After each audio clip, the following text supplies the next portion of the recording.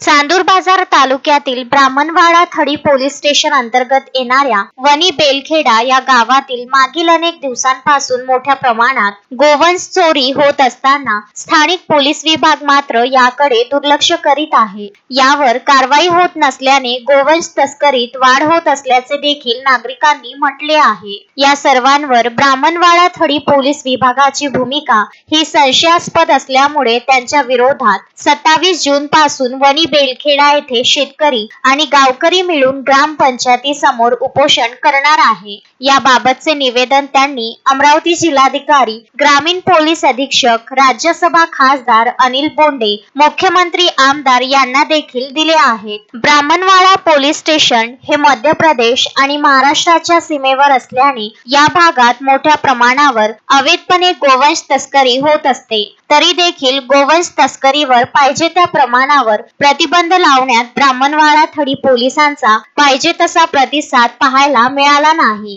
त्यामुळे अवैध गोवंश तस्करीत दिवसेंदिवस वाढ होत आहे। सर्व प्रकारावर वरिष्ठ यांनी देखील जाणीवपूर्वक दुर्लक्ष केले आहे। त्यामुळे आता गावकऱ्यांनी आंदोलनाचा मार्ग पकडला आहे। आंदोलनाच्या आधीच 21 जूनला सायंकाळी अमरावती ग्रामीण पोलीस अधीक्षक यांनी ब्राह्मणवाडा थडी आणि अन्य 7 पोलीस निरीक्षक यांच्या बदल्या केल्याने वरिष्ठांकडून ब्राह्मणवाडा थडी येथील सहाय्यक पोलीस निरीक्षक उल्हास राठोड यांची पाठराखण करण्यासाठी तर ही बदली केली नाही ना, असा प्रश्न वणी येथील नागरिकांनी उपस्थित केला आहे।